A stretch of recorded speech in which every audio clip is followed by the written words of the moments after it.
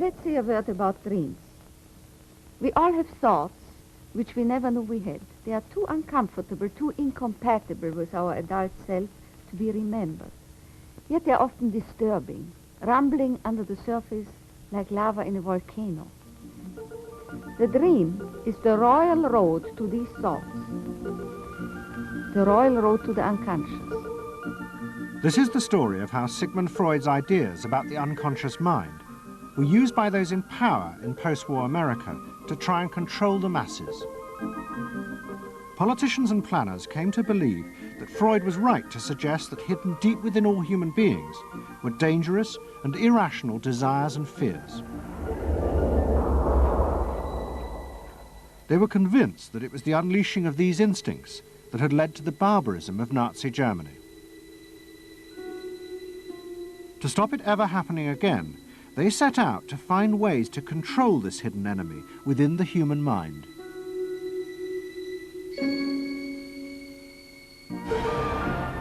At the heart of the story are Sigmund Freud's daughter Anna and his nephew Edward Bernays, who had invented the profession of public relations. Their ideas were used by the US government, big business and the CIA to develop techniques to manage and control the minds of the American people. Those in power believed that the only way to make democracy work and create a stable society was to repress the savage barbarism that lurked just under the surface of normal American life.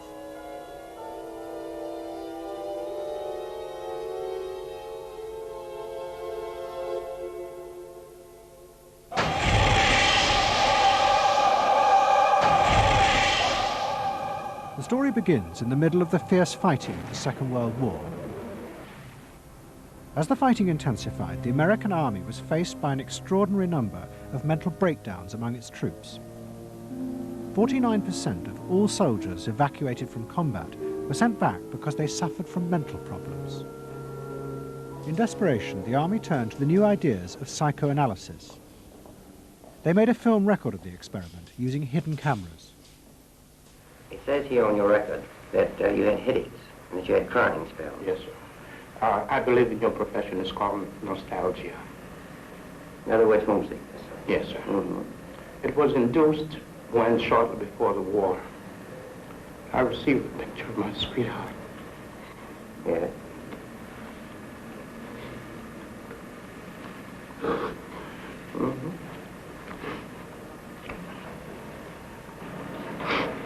I'm sorry, I can't continue. That's all right. It was the first time that anyone had paid such attention to the feelings and anxieties of ordinary people. At the heart of the experiment were a number of refugee psychoanalysts from Central Europe. They worked with American psychiatrists to guide and shape the project. When I first came to America, I worked in the psychiatric service with soldiers trying to rehabilitate them. And I traveled in the train from the East Coast to the West Coast. I was enormously curious what goes on in all of those little towns that the train is passing. After my years in the army, I knew exactly what everybody was doing in the little towns. Because I saw so many people who came from there. And I understood their aspirations, their disappointments, and so forth.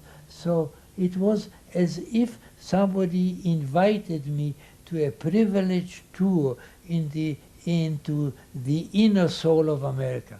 I'm not doing this deliberately, so please believe me. I do believe you.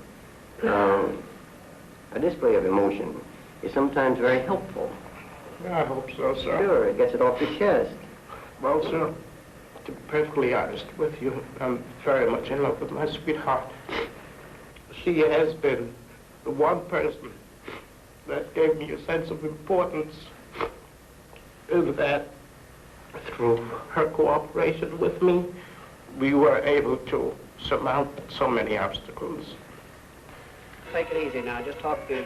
The psychoanalysts used techniques developed by Freud to take the men back into their past.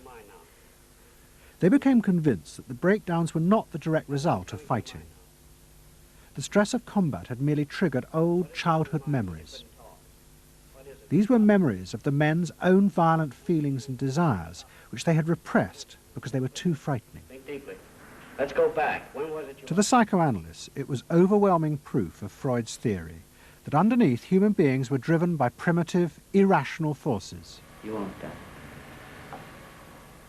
World War II was a major shattering experience because I discovered the enormous role of the irrational in the lives of most people.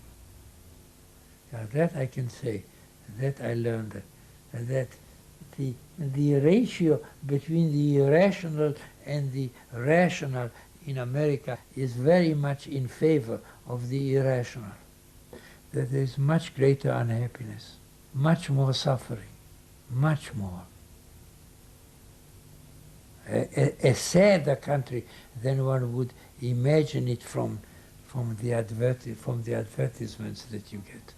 A much more problematic country. Victory in the Second World War was celebrated as a triumph of democracy. But in private, many policymakers were worried about the implications of the analysis of the soldiers. It seemed to show that underneath every American were irrational, violent drives. What had happened in Germany seemed to bear this out. The complicity of so many ordinary Germans in mass killings during the war showed just how easily these forces could break through and overwhelm democracy.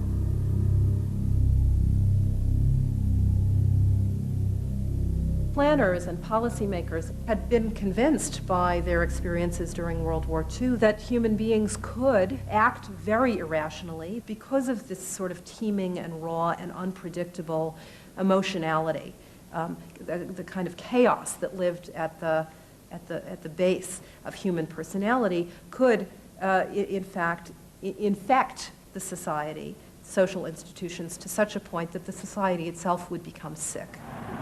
That's what they believe happened in Germany, in which the irrational, the anti-democratic, went wild.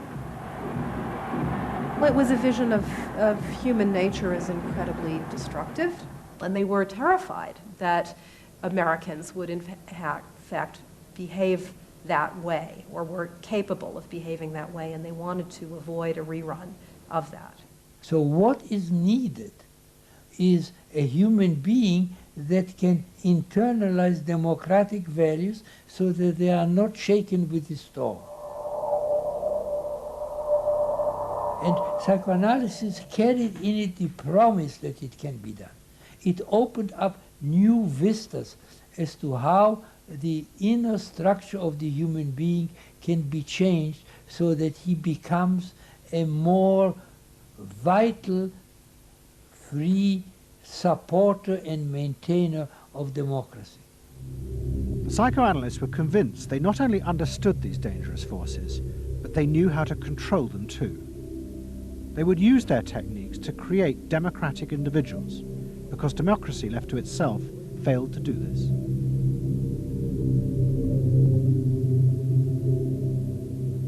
The source of this idea was not only Sigmund Freud, but his youngest daughter, Anna.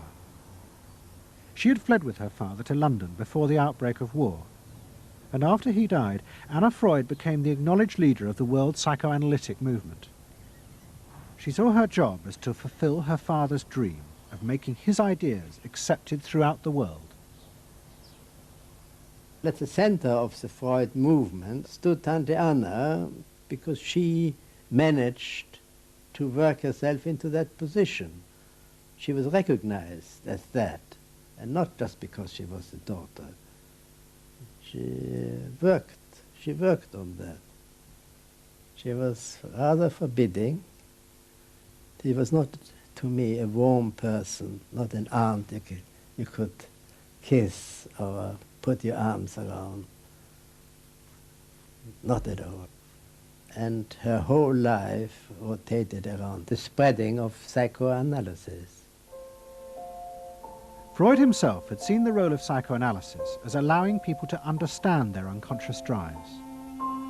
But Anna Freud believed it was possible to teach individuals how to control these inner forces. She had come to believe this through analysing children, above all the children of her close friend, Dorothy Burlingham. Dorothy Burlingham was an American millionairess who in the 1920s fled a failed marriage and brought her children to Anna Freud in Vienna. They were suffering terrible anxieties and aggression, but Anna Freud was convinced she could free them from this by changing the world around them. She thought that she could come in and into their environment, essentially, because they were children, you see. They didn't have independent lives of their own. She could go talk to the parents or the mother. She could go to the schools. She could influence their real world, the actual external world, to change their lives and to help them. And to change them as people? I think that was part of what her idea was, is that she felt that she could change them. From her analysis of the Burlingham children, Anna Freud developed a theory of how to help them control their inner drives. She believed that if, as well as psychotherapy, they were also encouraged to adapt to a good family and social environment, then the conscious part of their mind, the ego, would be strengthened in its struggle to control the unconscious. Anna Freud's aim was simply to help the children. But it was always the psychoanalyst who decided what was the right environment and the appropriate behaviour for the children. And often as not, this reflected the social mores of the time.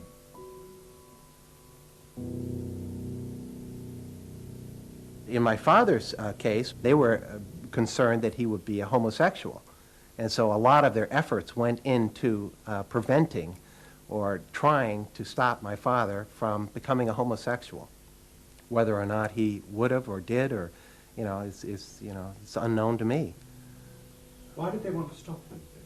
Because they felt it was abnormal. It wasn't a normal way to develop. They wanted to have him develop along lines that society recognized to be normal, because if they didn't, then you're going to be under the control of forces that you don't understand, that you're not even aware of. The analysis seemed to be a great success, and in the 30s the Burlingham children had returned to America. They settled down to happy married lives in the suburbs. What they didn't realize was that their experience was about to become a template for a giant social experiment to control the inner mental life of the American population.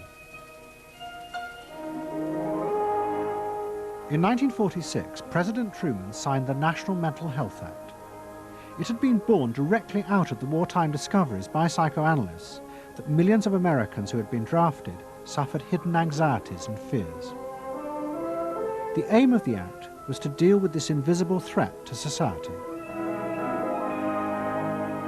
Shocked by the appalling percentage of the emotionally unstable revealed by the World War II draft figures, Congress in 1946 passed the National Mental Health Act, which recognized for the first time that mental illness was a national problem. Keenly aware of the tremendous problems ahead is Dr. Robert H. Felix, director of the vast new project. A primary objective of the National Mental Health Program is to increase our fund of scientific knowledge about mental health and about mental illness. We're not doing this. Why? Because there are all too few skilled mental health workers. Two of the principal architects of the act were the Menninger brothers, Carl and Will. Will had run the wartime psychotherapy experiments, and now he and his brother began to train hundreds of new psychiatrists. The Menningers were convinced that it would be possible to apply Anna Freud's ideas on a wide scale, and to adults as well as children. The psychiatrist's job would be to teach ordinary Americans how to control their unconscious drives. Psychoanalysis could be used to make a better society. They said psychoanalytic thinking could make for the betterment of society, because you could change the way the mind functioned, and you could take the ways in which people did hurtful things to themselves and others and alter them by enlarging their understanding. And this was the vision psychoanalysis brought. That you could really change people. That you could really change people. And you could change them almost in limitless ways. In the late 40s, a vast project began in America to apply the ideas of psychoanalysis to the masses. Psychological guidance centres were set up in hundreds of towns. They were staffed by psychiatrists who believed it was their job to control the hidden forces inside the minds of millions of ordinary Americans. Yes, I need something done. I need some help. Did you have any particular teachers that you liked, or any of the sort? I liked all my teachers except one, I remember. Well, what was the trouble with this one? I don't know, she just scared me most of the time. Holler at me and I'd run outside and vomit. I hate my brother. Loathe him. Despise him. At the same time, thousands of counselors were trained to apply psychoanalysis to marriage guidance. And social workers were sent out to visit people's homes and advise on the psychological structure of family life. Behind all this was the fundamental idea of Anna Freud's, that if people were encouraged to conform to the accepted patterns of family and social life, then their ego would be strengthened. They would be able to control the dangerous forces within them. When your emotions control your actions, it affects not only yourself, but the people around you. And if this sort of flare-up is repeated often, it might lead to a permanently warped personality. You can control the fire of your emotions so that your personality becomes more pleasant.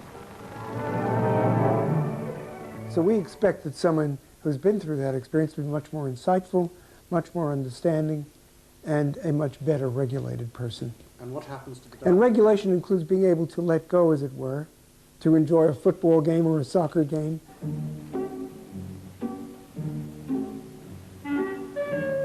A more understanding, yes, rational, but also appropriately emotional person. The regulatory aspects of the human mind would really be in charge.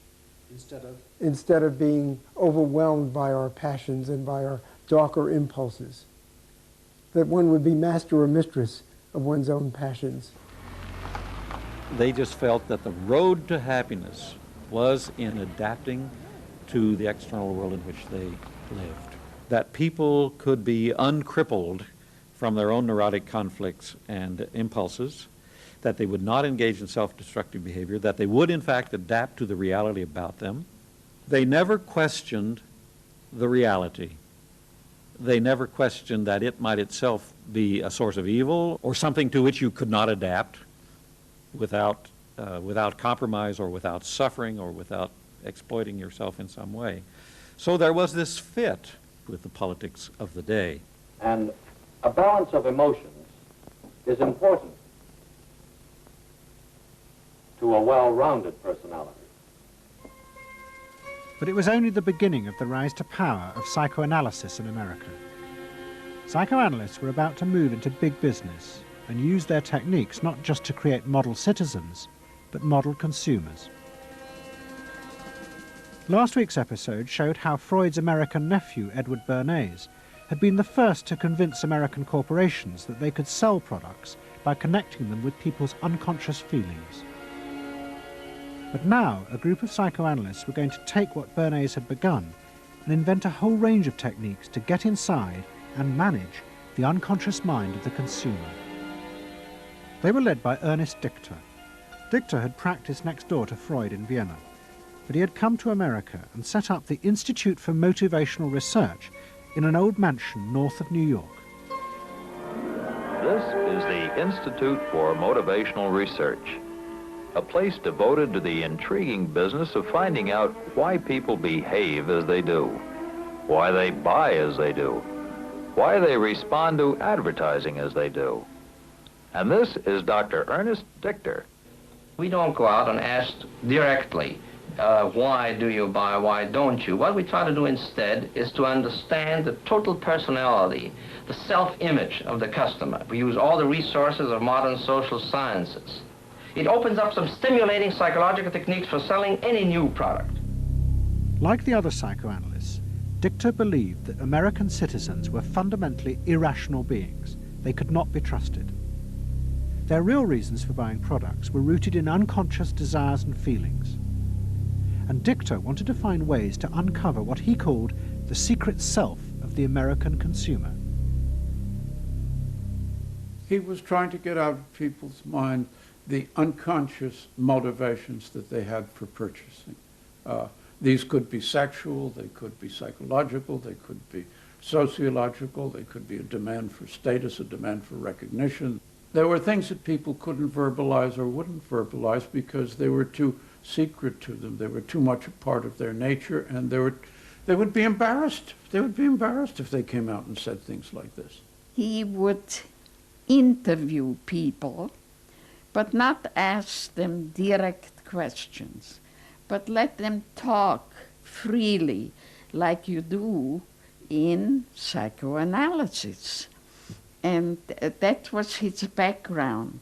And so he said, why can't we have a group therapy session about products? All right? And so Dichter built this room up above his garage, and he said we can have psychoanalysis of products. They can actually act out and verbalize their wants and needs. What we're going to do is try a couple of these salad dressings. Now let's see what happens. Here is our typical housewife. She doesn't follow the instructions. And they could be observed and watched, and other people could comment, and they could talk about it, and everybody could join in. He was the first to do this. This was absolutely the first thing that was ever done. And he had a movie projector up there where you could show advertisements and things like that, and people could react to them. And he invented the whole technique for mining the unconscious about the hidden psychological wants that people had about products. This became the focus group. It worked! Dichter's breakthrough came with a focus group study he did for Betty Crocker Foods. Like many food manufacturers in the early 50s, they had invented a new range of instant convenience foods. But although consumers had told market researchers they would welcome the idea, in fact, they were refusing to buy them. The worst problem was the Betty Crocker cake mix. Dichter did a series of focus groups where housewives free associated about the cake mix. He concluded that they felt unconscious guilt at the new image being promoted of ease and convenience. In other words, he understood that the barrier to the consumption of the product was the housewife's feeling of guilt about using it. They basically, on one hand, wanted to make it easy for themselves, but they felt guilty about it. So what you've got to do in those circumstances is remove the barrier being guilt. The way you do that is to give the housewife a greater sense of participation. And how do you do that? By adding an egg. Simple as that. As simple as that. Dichter told Betty Crocker to put an instruction on the packet that the housewife should add an egg. It would be an unconscious symbol, he said, of the housewife mixing in her own eggs as a gift to her husband, and so would lessen the guilt. Betty Crocker did it, and the sales soared. My cake is ready. The consumer may have basic needs that the consumer himself or herself doesn't fully understand. You have to know what those needs are in order to fully exploit the consumer. Is it wrong to give people what they want by taking away their defenses, helping remove their defenses? It seems so much longer than last year. It is. Nearly 4 inches longer in some models. Oh. Dichter's success led to a rush by corporations and advertising agencies to employ psychoanalysts.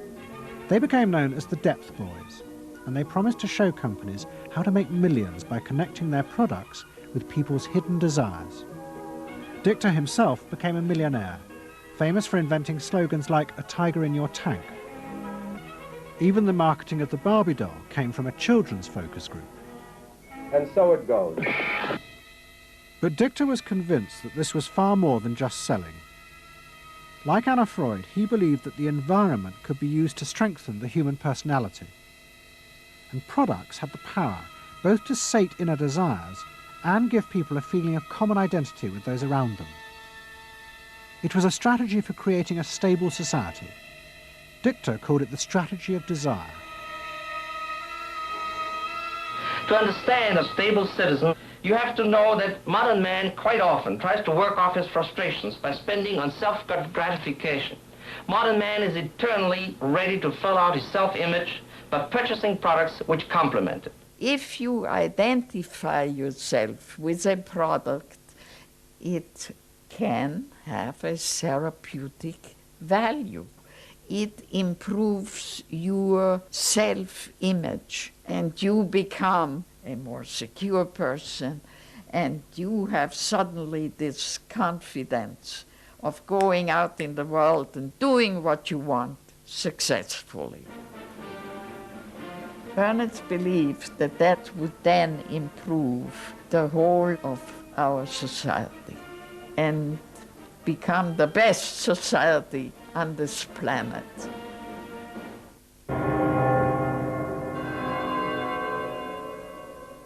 By the early 50s, the ideas of psychoanalysis had penetrated deep into American life.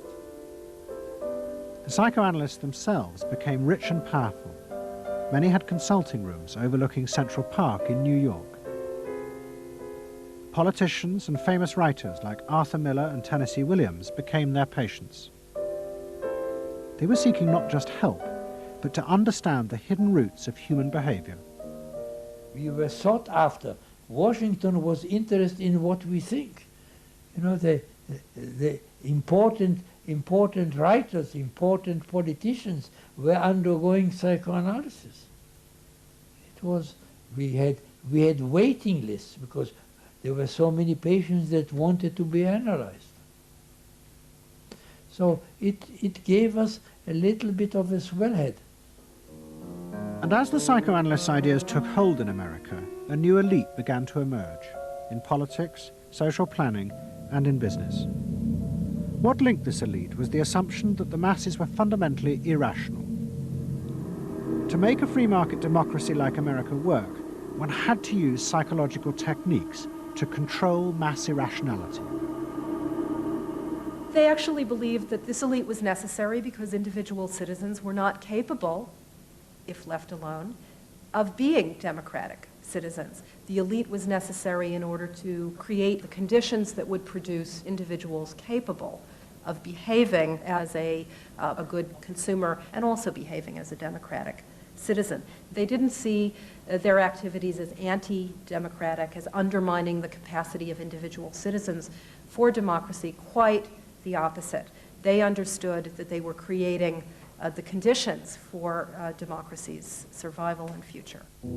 Anna Freud had never intended that her ideas be used in such a way, but she happily accepted the rise to power of psychoanalysis in America. She remained in England, living with Dorothy Burlingham. On the surface, it was an idyllic life. She and Dorothy had bought a weekend cottage on the Suffolk coast. And in the summers, Dorothy's children came from America to visit with the grandchildren. But underneath, things were going badly wrong. Both Bob and Mabby Burlingham, who Anna Freud had analysed in the 1930s, had suffered personal breakdowns, and their marriages were collapsing. Bob was drinking heavily, and Mabby suffered terrible anxieties. The real reasons for the visits to England were yet more analysis with Anna Freud.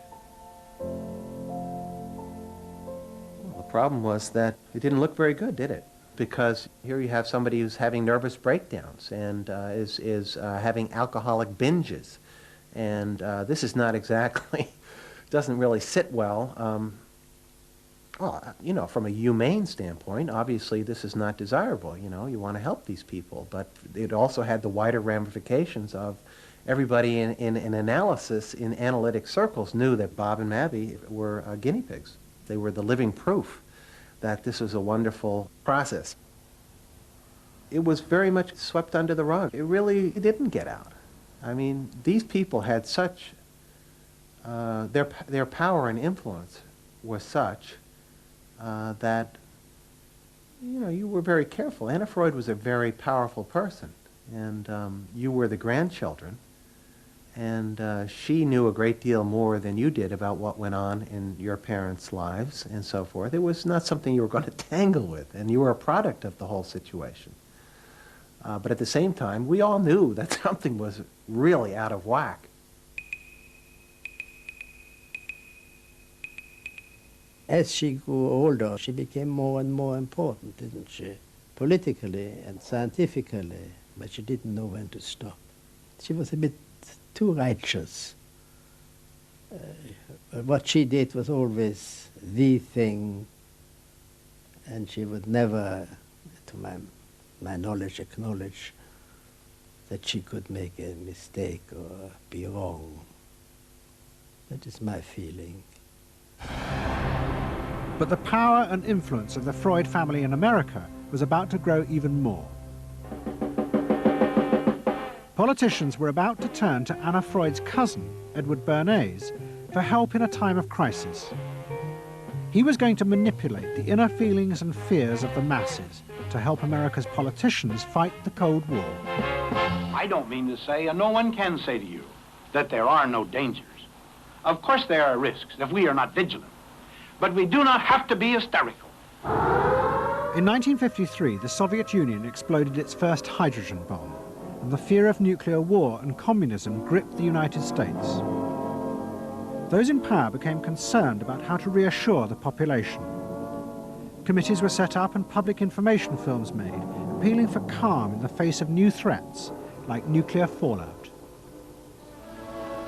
It's the fallacy of devoting 85% of one's worrying capacity to an agent that constitutes only about 15% of an atomic bomb's destroying potential.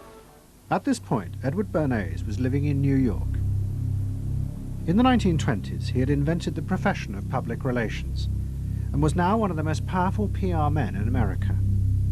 He worked for most of the major corporations and advised politicians, including President Eisenhower. Like his uncle Sigmund, Bernays was convinced that human beings were driven by irrational forces.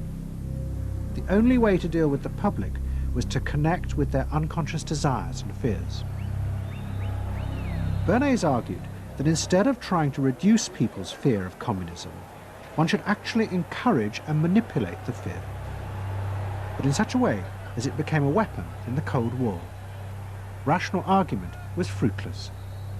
What my father understood about groups is that they are manipulable, they're malleable, and that you can tap into their deepest desires or their deepest fears and use that to your own purposes. I don't think he felt that all those publics out there had reliable judgment, that they very easily might vote for the wrong man or want the wrong thing, so that they had to be guided from above. One of Bernays' main clients was the giant United Fruit Company. They owned vast banana plantations in Guatemala in Central America. For decades, United Fruit had controlled the country through pliable dictators. It was known as a banana republic. But in 1950, a young officer, Colonel Arbenz, was elected president. He promised to remove United Fruit's control over the country. And in 1953, he announced the government would take over much of their land. It was a massively popular move, but a disaster for United Fruit, and they turned to Bernays to help get rid of Arbenz.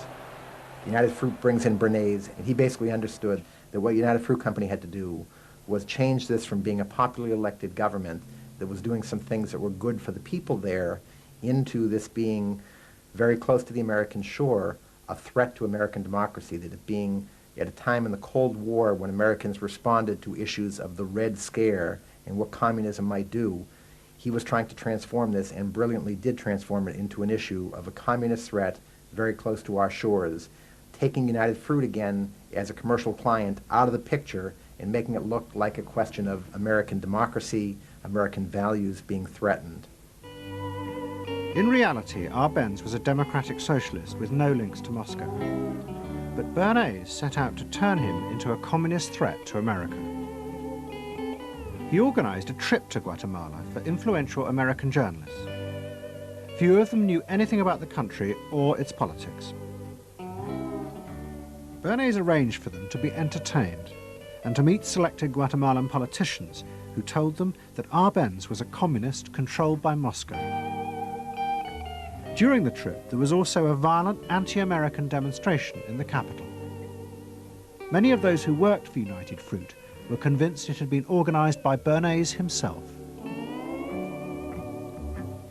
He also created a fake independent news agency in America called the Middle American Information Bureau.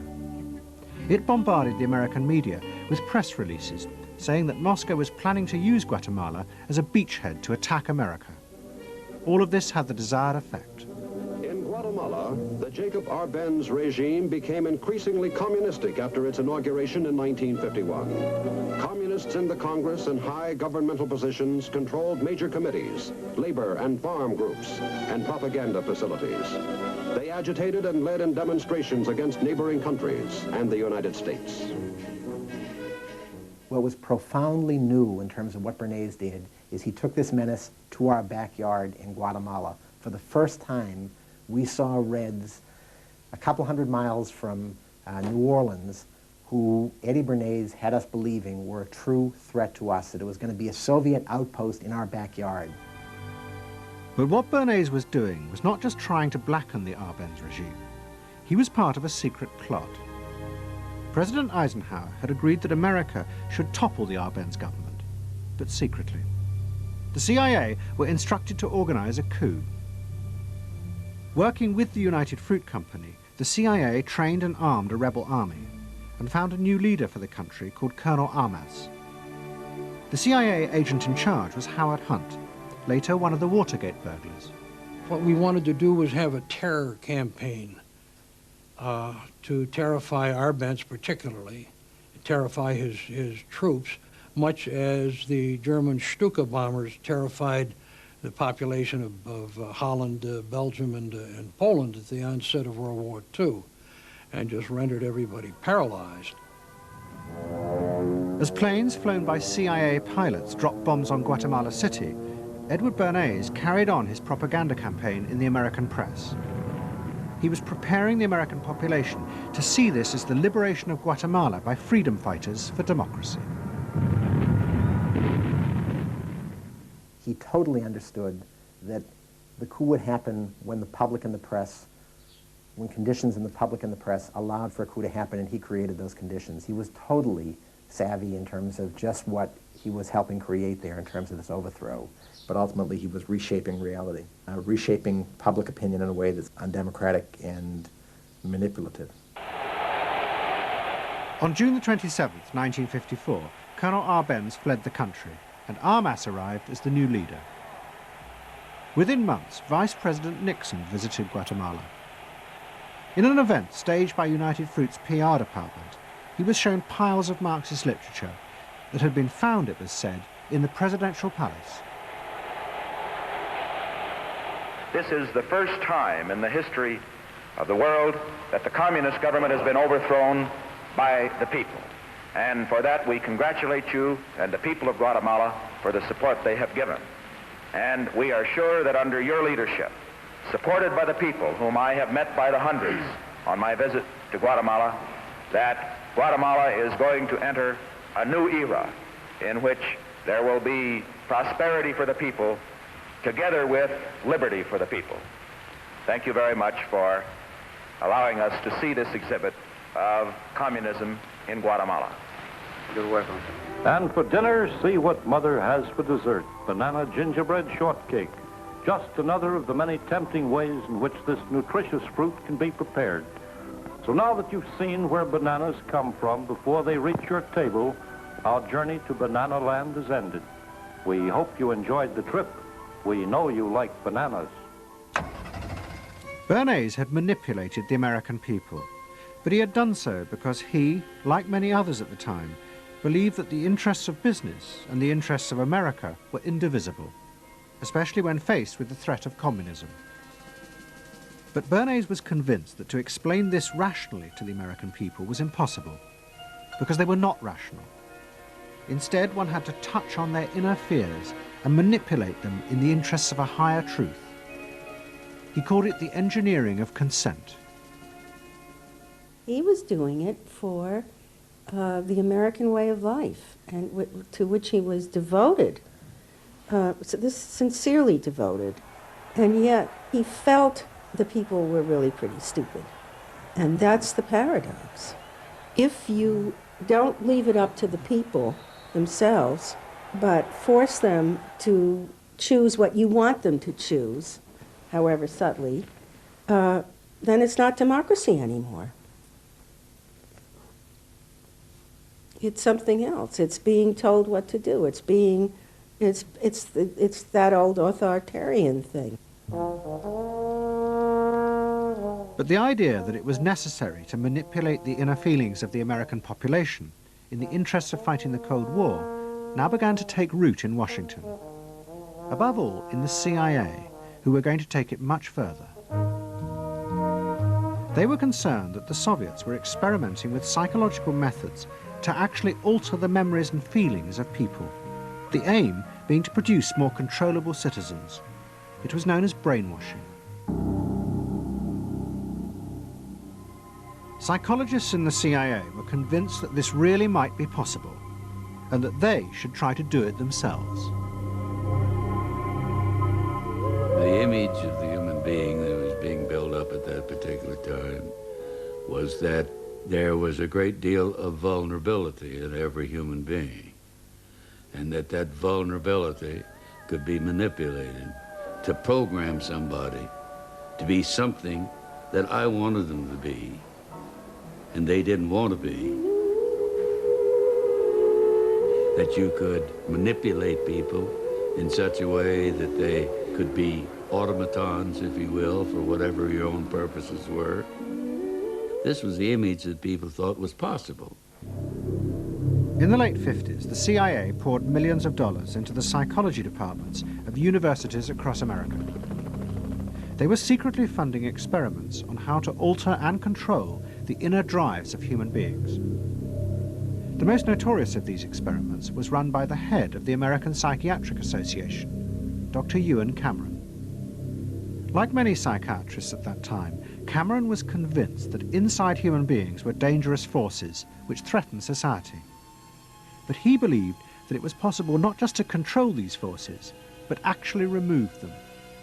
He thought that psychiatry should not just concentrate on sick people, mentally ill, but should actually go into government, that politicians should listen to psychiatrists. Psychiatrists should be in every parliament and should direct and monitor political activities, because they knew in a rational, scientific way what was good for people.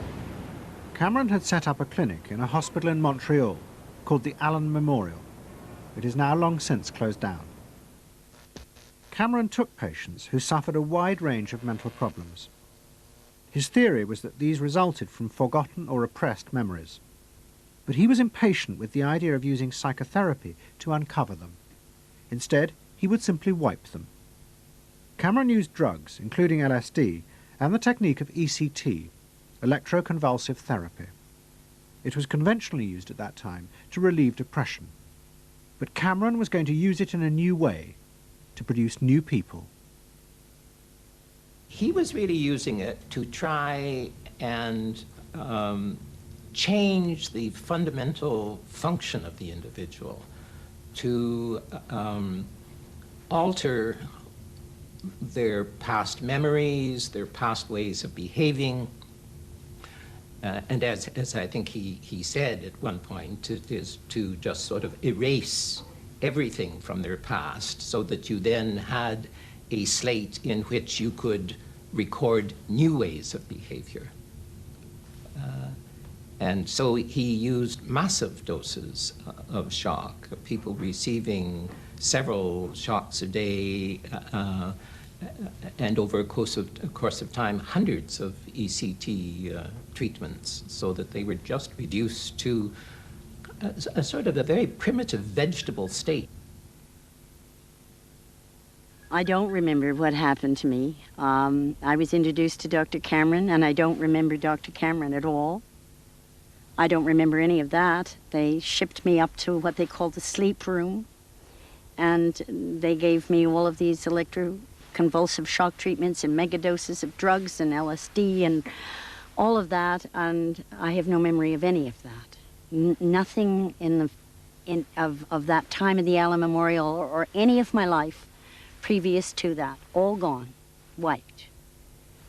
And then, having depatterned somebody or brought them down to where basically nothing but the essential functions of the body were going on in terms of breathing and things of this nature. Then he would begin to feed material into these individuals, positive material, such that the brain would be programmed in a positive way, so that the individual would be completely altered. Then he put these tapes under our pillows called psychic driving. He would then put back into this empty brain a program of whatever sort he decided upon, and the people like myself would wake up another person, I guess. In fact, Cameron's experiments were a complete disaster. All he managed to produce were dozens of individuals with memory loss and the ability to repeat the phrase, "I am at ease with myself." And it was not an isolated case. Almost all the experiments the CIA funded were equally unsuccessful. Despite their ambitions, American psychologists were beginning to find out how difficult it was to understand and control the inner workings of the human mind. We had been really chasing a phantom, if you will, an illusion, that the human mind was more capable of manipulation from the outside by outside factors than it is.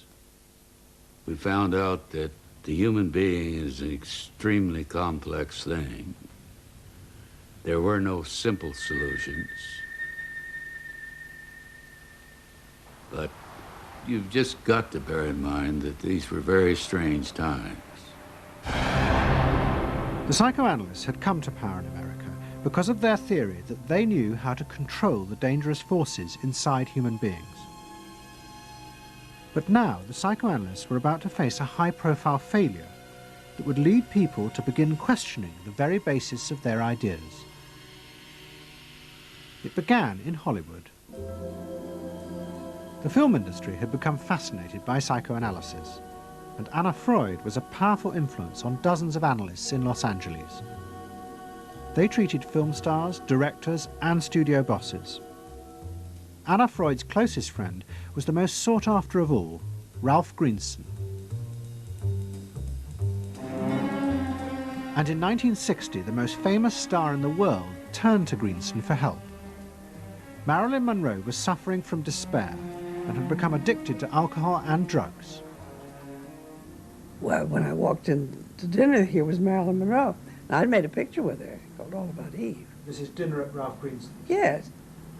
And the only thing was that Ralph was trying to show her, Romy, I never called him Ralph in my life, Romy was trying to show her that the way a family life ought really to be. So we were walking the dog after us. I said, "What the hell are you doing here?" I said, "You never asked me to dinner." And he said, "You weren't that sick."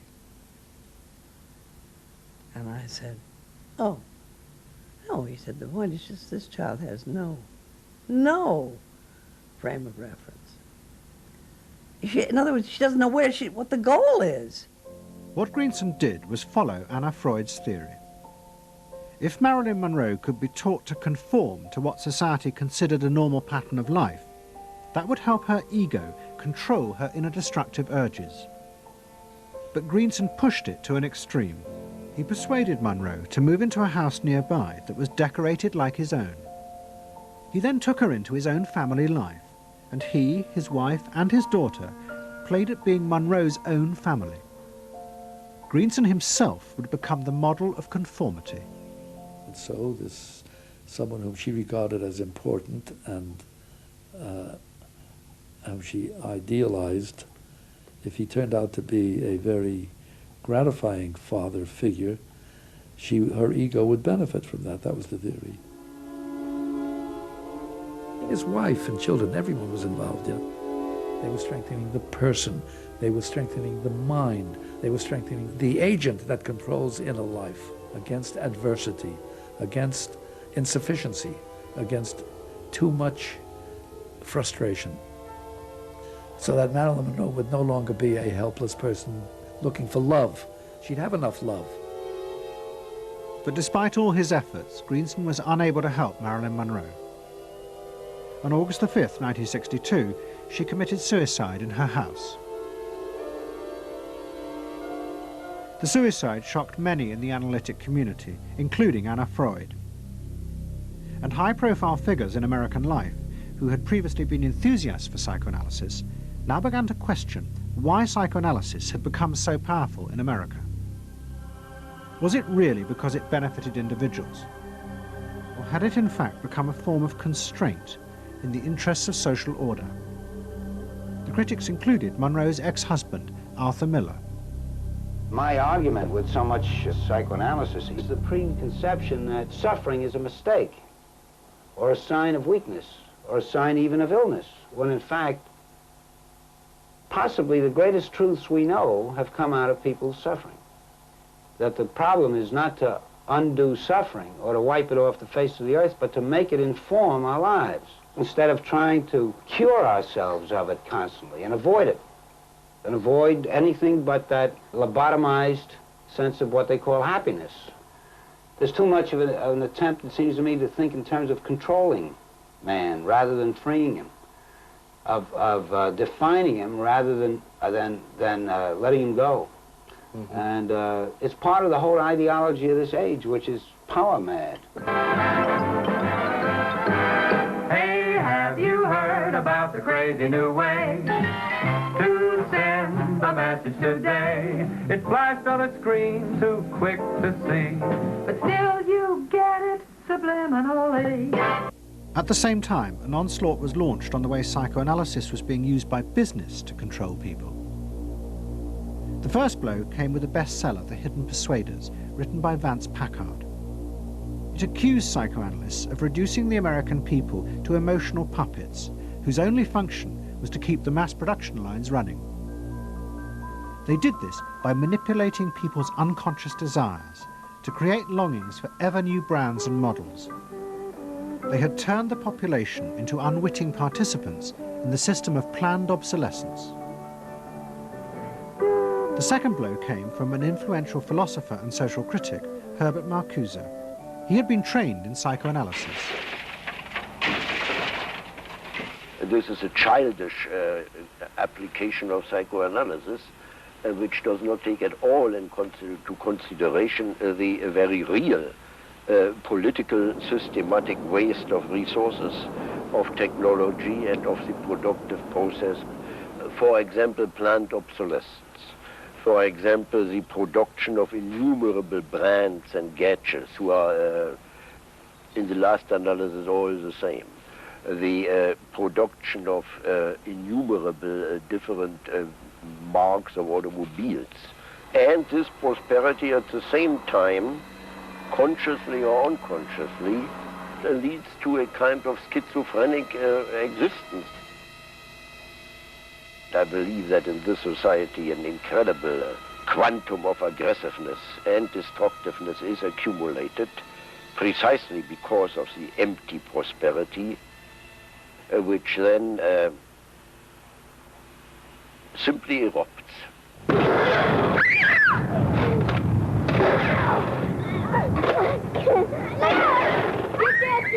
Marcuse's argument was not simply that psychoanalysis had been used for corrupt purposes. It was more fundamental. Marcuse said that the very idea that you needed to control people was wrong. Human beings did have inner emotional drives, but they were not inherently violent or evil. It was society that made these drives dangerous by repressing and distorting them. Anna Freud and her followers had increased that repression by trying to make people conform to society. In so doing, they made people more dangerous, not less. Marcuse challenged that social world, and he said that's a world that should not be adapted to. And in fact, what the individual was adapting to was corrupt and evil and corrupting. In other words, he switched the source of evil from inward conflict to the society itself. That the sickness of society lay at the societal level, not at the sickness of human beings in it. And if people did not challenge that, then they were, in fact, submitting to evil. Modern psychology has a word that is probably used more than any other word in psychology. It is the word maladjusted. It is the ringing cry of modern child psychology, maladjusted. Now, of course, we all want to live the well-adjusted life in order to avoid neurotic and schizophrenic personalities. But as I move toward my conclusion, I would like to say to you today, in a very honest manner, that there are some things in our society and some things in our world for which I'm proud to be maladjusted. And I call upon all men of goodwill to be maladjusted to these things until the good society is realized. I must honestly say to you that I never intend to adjust myself to racial segregation and discrimination. I never intend to adjust myself to religious bigotry. I never intend to adjust myself to economic conditions that will take necessities from the many to give luxuries to the few and leave millions of God's children smothering in an airtight cage of poverty in the midst of an affluent society. The political influence of the Freudian psychoanalysts was over. Instead, they were now accused of having helped to create a repressive form of social control. Anna Freud and Dorothy Burlingham lived on in Sigmund Freud's old house in London. In 1970, Dorothy's son Bob died of alcoholism. And in 1973, his sister Mabby returned for yet more analysis with Anna Freud. She went back for more analysis. She was living at 20 Marisville Gardens in the Freud house, as I guess she did when she wasn't with her husband, and she committed suicide. She took an overdose of sleeping pills. In Freud's own house? In Freud's own house, right.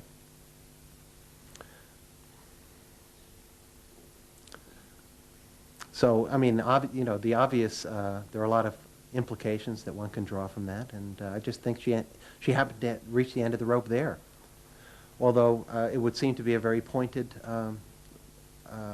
act. Obviously, suicide is a very politicized act, and to do it in Sigmund Freud's own house is certainly different from doing it in Riverdale back in New York.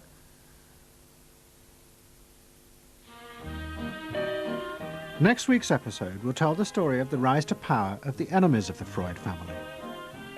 They believed that the way to build a better society was to let the self free.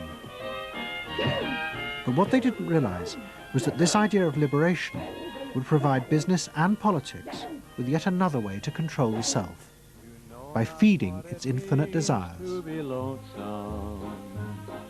You know not what it means to be blue.